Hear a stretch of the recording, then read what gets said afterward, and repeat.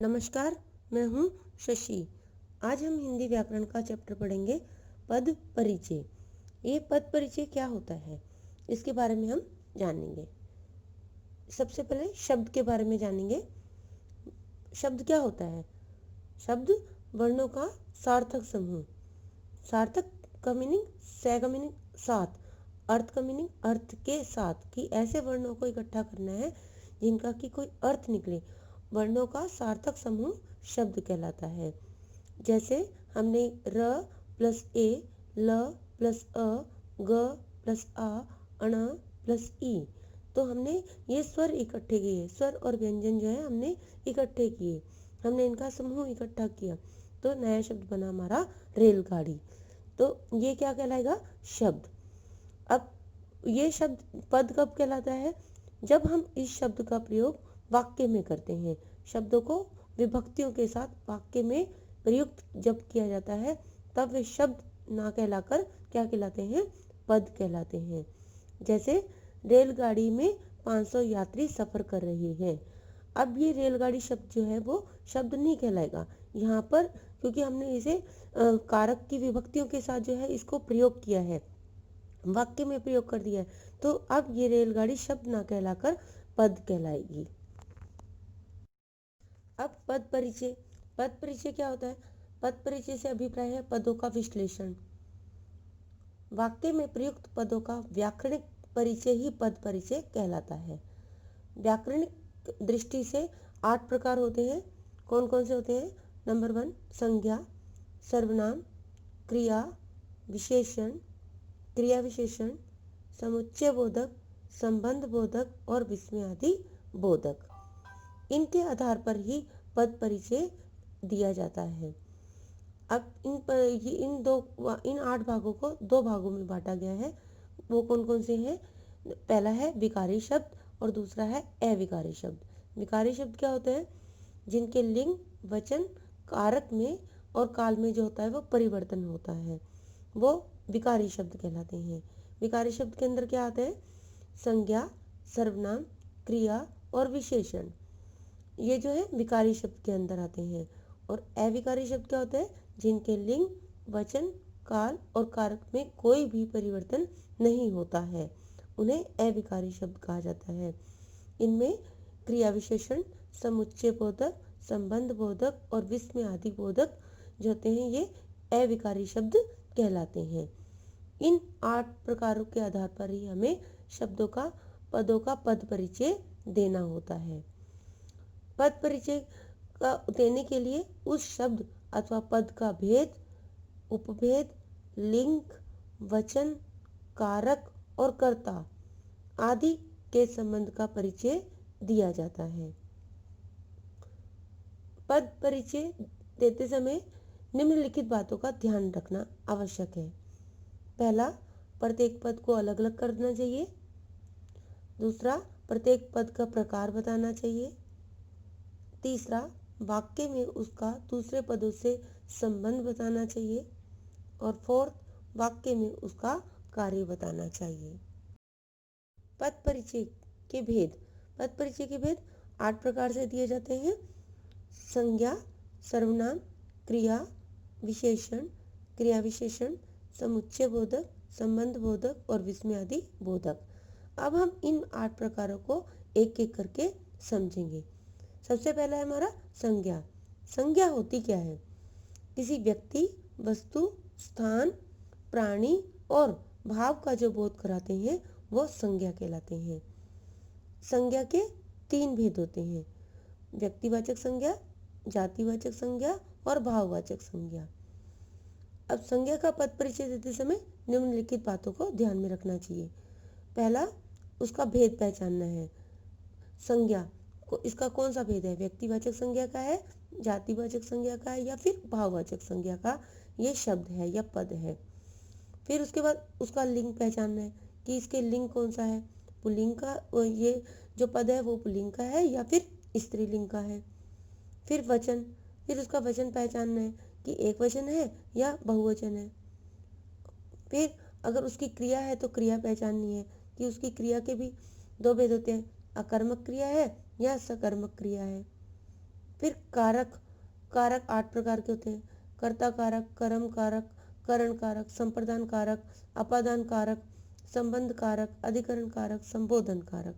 जो है इसका शब्द में देखना है कि इनकी कौन सी विभक्ति जो है इसके साथ में लगाई गई है। जैसे एग्जाम्पल देखते हैं हम। रमेश वहाँ 10वीं कक्षा में पढ़ता था। 10वीं कक्षा, रमेश जो है वो अंडरलाइन शब्द है हमारे पास, इसका हमें पद परिचय देना है। तो रमेश क्या है? संज्ञा है। संज्ञा में किसका पार्ट है? ये व्यक्तिवाचक संज्ञा है। फिर हमने ये एक वचन है, पुल्लिंग है, कर्ता कारक है और पढ़ता था क्रिया का कर्ता। तो इस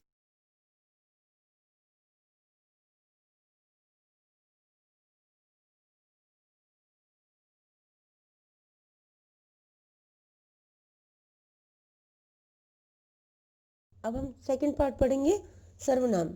सर्वनाम क्या है? जो शब्द संज्ञा के स्थान पर प्रयोग किए जाते हैं वो सर्वनाम कहलाते हैं। सर्वनाम के 6 भेद होते हैं। पहला होता है पुरुषवाचक वाचक सर्वनाम। पुरुषवाचक सर्वनाम के 3 पार्ट्स होते हैं, उत्तम पुरुष, मध्यम पुरुष और अन्य पुरुष। उत्तम पुरुष कौन होता है? वक्ता, यानी कि वक्ता अपने लिए जिन शब्दों का प्रयोग करता है वो उत्तम पुरुष कहलाता है। जैसे मैं, मेरा, हम, हमारा।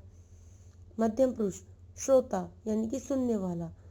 वक्ता जब सुनने वाले के लिए जिन शब्दों का प्रयोग करता है वह मध्यम पुरुष कहलाता है। जैसे तुम, तुम्हारा, आप, आपका।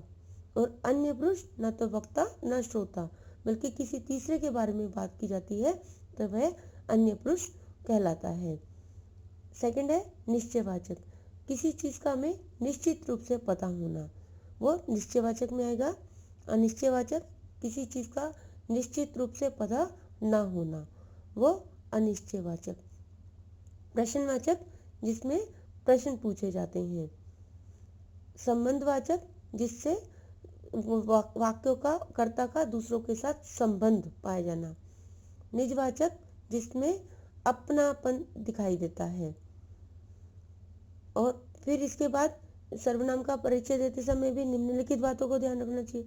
सबसे पहले उसका भेद, भेद को पहचानना है कि ये कौन सा भेद है। पुरुषवाचक है, निश्चयवाचक है, अनिश्चयवाचक है, प्रश्नवाचक है, संबंधवाचक है या फिर निजवाचक का ये पद है। फिर उसके बाद लिंग, कौन सा लिंग है? पुल्लिंग है या स्त्रीलिंग। वचन, एक वचन का है या बहुवचन का शब्द है। अगर फिर उसकी क्रिया को पहचानने की कोशिश करनी है, अकर्मक क्रिया है या सकर्मक क्रिया है। फिर कारक पहचानने हैं आपने हमारे को। कारक में कारक 8 प्रकार के होते हैं, उन कारकों को पहचानना है। कर्ता कारक, कर्म कारक, करण कारक, संप्रदान कारक, अपादान कारक, संबंध कारक, अधिकरण कारक और संबोधन कारक। इनमें से पहचानना है कि ये कौन सा कारक है। जैसे एग्जाम्पल है, मैं प्रतिदिन सुबह बगीचे में घूमना पसंद करती हूँ। अब मैं, यानी कि ये उत्तम पुरुषवाचक सर्वनाम। और क्या है ये? अब इसका मैं जो है क्या, इसमें क्रिया को देखो, करती हूँ, यानी कि ये स्त्रीलिंग है। और एक वचन, करती हूँ क्रिया की कर्ता। तो हमने मैं शब्द का इस प्रकार से पद परिचय दिया। नेक्स्ट है क्रिया के आधार पर। क्रिया के आधार पर कर्ता के द्वारा जो काम किया जाता है वह उसकी क्रिया कहलाती है। अब इसके भी 2 भेद होते हैं, एक अकर्मक और दूसरा सकर्मक। अकर्मक में कर्म की आवश्यकता नहीं होती है। जैसे राम खेलता है, ये क्या है? अकर्मक। सकर्मक में राम फुटबॉल से खेलता है, तो सकर्मक इसमें फुटबॉल का प्रयोग किया गया है। फुटबॉल जो है वो इसकी सकर्मक क्रिया कहलाएगी। काल, फिर इसका हमने काल पहचानना है कि काल के भी 3 भेद होते हैं, वर्तमान काल, भूतकाल और भविष्य काल। फिर हमने इसके वाच्य पहचानने की कोशिश करनी है। कौन सा वाच्य है? वाच्य 3 प्रकार के होते हैं, कर्तृवाच्य, कर्मवाच्य और भाववाच्य। फिर लिंग पहचानना है, पुल्लिंग है या फिर स्त्रीलिंग का पद है। वचन पहचानना है, एक वचन का पद है या बहुवचन का पद है। और फिर कारक पहचानना है इसका। कारक जो है वो 8 होते हैं, उसको वो पहचानने की कोशिश करनी है। अब एक एग्जाम्पल देख लेते हैं हम। राहुल जब स्टेशन पहुंचा तब गाड़ी चल रही थी। पहुंचा और चल रही थी, ये हमारे पास अंडरलाइन शब्द आए हैं। हमने इसका पद परिचय देना है। तो पहला हमने किया पहुंचा। राहुल जब स्टेशन पहुंचा, तो पहुंचा शब्द का हमने दिया अकर्मक क्रिया, भूतकाल, पुल्लिंग, एक वचन और कर्तृवाच्य। और चल रही थी सकर्मक क्रिया। ये अब सकर्मक क्रिया कैसे है? गाड़ी चल रही थी, क्या चल रही थी? तो सकर्मक पहचानने के लिए क्या या किससे शब्द का प्रयोग करते हो, अगर आपको आंसर मिलता है तो आपका वो सकर्मक क्रिया कहलाती है। चल रही थी जो है, क्या चल रही थी? गाड़ी। तो हमें आंसर मिला, तो ये क्या होगी? सकर्मक क्रिया। स्त्रीलिंग, भूतकाल, एक वचन और कर्तृवाची, ये जो थे इसका पद परिचय हमने इस प्रकार से दिया। नेक्स्ट है विशेषण के आधार पर। विशेषण क्या होता है? जो शब्द संज्ञा या सर्वनाम की विशेषता को प्रकट करता है, विशेषण कहलाता है। विशेषण के 4 भेद होते हैं। पहला गुणवाचक, सेकंड संख्यावाचक। अब संख्यावाचक के भी 2 भेद होते हैं, निश्चित संख्यावाचक और अनिश्चित संख्यावाचक। तीसरा परिमाणवाचक, इसके भी 2 पार्ट होते हैं, निश्चित परिमाणवाचक और अनिश्चित परिमाणवाचक। और फोर्थ होता है सार्वनामिक विशेषण। और इसके फिर हमने इसका लिंक, निम्नलिखित बातों को ध्यान में रखना है विशेषण के में भी। सबसे पहले भेद, फिर उसका लिंग, फिर वचन और फिर विशेषण अनुसार विशेष्य को भी पहचानने की कोशिश करनी है। जैसे एग्जाम्पल देखिए, मेरे बगीचे में 2 नीले फूल हैं। 2 नीले, हमारे पास अंडरलाइन शब्द आए हैं, तो हमने इनका पद परिचय देना है। तो हम सबसे पहले 2 क्या है? संख्यावाचक शब्द है। और कैसा है? निश्चित संख्यावाचक है, क्योंकि हमें निश्चित रूप से संख्या दे रखी है 2। और विशेषण क्या है इसका? फूल जो है वो विशेष्य है। सेकंड है नीले। नीले का हमने दिया, नीला इसकी क्या है? विशेषता। कैसा है? गुणवाचक। और क्या है? बहुवचन और पुल्लिंग।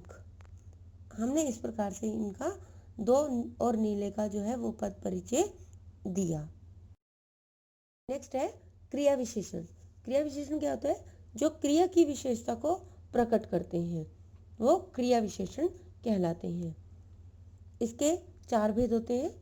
फर्स्ट होता है रीतिवाचक, सेकंड कालवाचक, थर्ड स्थानवाचक और फोर्थ परिमाणवाचक। अब इसमें और फिर इसमें दूसरा क्या बात ध्यान रखनी है? उस क्रिया का निर्देश जिसकी विशेषता बताई जा रही है। अब एग्जाम्पल देखते हैं, जैसे जब खाओ कम बोलो। अब जब का हमने दिया, जब खाओ यानी कि समय बताया गया है हमें, तो कालवाचक क्रिया विशेषण और खाओ क्रिया का विशेषण। कम बोलो परिमाणवाचक क्रिया विशेषण और बोलो क्रिया का विशेषण।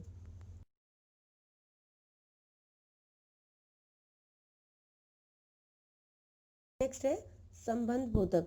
संबंध बोधक जिन पदों अथवा उपवाक्यों का संबंध बताया जा रहा है, और इसका भेद बताना है। फिर हमें विभक्ति रहित है या विभक्ति के साथ है, और फिर संबंध रखने वाला शब्द।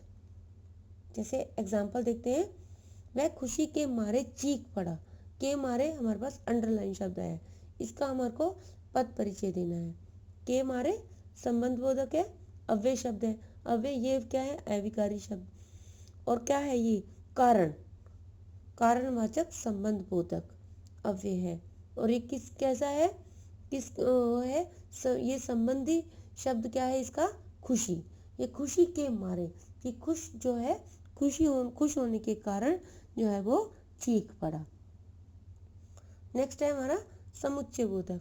समुच्चय बोधक जोड़ने वाले शब्दों अथवा वाक्यों का निर्देश, और इसके भेद 2 होते हैं, संयोजक और विभाजक। संयोजक में जोड़ने के लिए और विभाजक अलग करने के लिए। वह आया और मैं चला गया। अब इसमें और शब्द जो है वो अंडरलाइन आया है, इसका पद परिचय हमारे को देना है। और क्या है, अव्यय है और समुच्चय बोधक। और ये कौन सा भेद है इसका, समानाधिकरण। नेक्स्ट है विस्मयादि बोधक।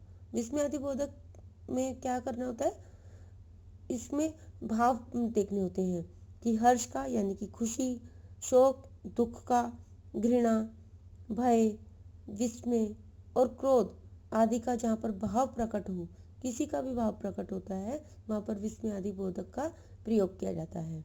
और फिर उसका निर्देश देखना होता है। एग्जाम्पल देखते हैं, आहा कितना सुंदर दृश्य है। अब हमारे पास आहा जो है वो अंडरलाइन शब्द है, तो आहा क्या है, विस्मय आदि बोधक है। और यहाँ पर कितना सुंदर दृश्य है, तो किसका भाव है, प्रसन्नता का भाव है। तो यहाँ पर हमने ब्रैकेट में लिख देंगे हम हर्ष सूचक। तो इस प्रकार से हमने ये पद परिचय इसका दिया। हमने पद परिचय पढ़ा। तो पद परिचय व्याकरण की दृष्टि से 8 प्रकार से देना होता है। कौन से 8 प्रकार, संज्ञा, सर्वनाम, क्रिया विशेषण, समुच्चय बोधक, संबंध बोधक और विस्मय आदि बोधक। इसके आधार पर जो होता है वो पदों का परिचय देना होता है। आशा करती हूँ आपको ये समझ में आ गया होगा। धन्यवाद।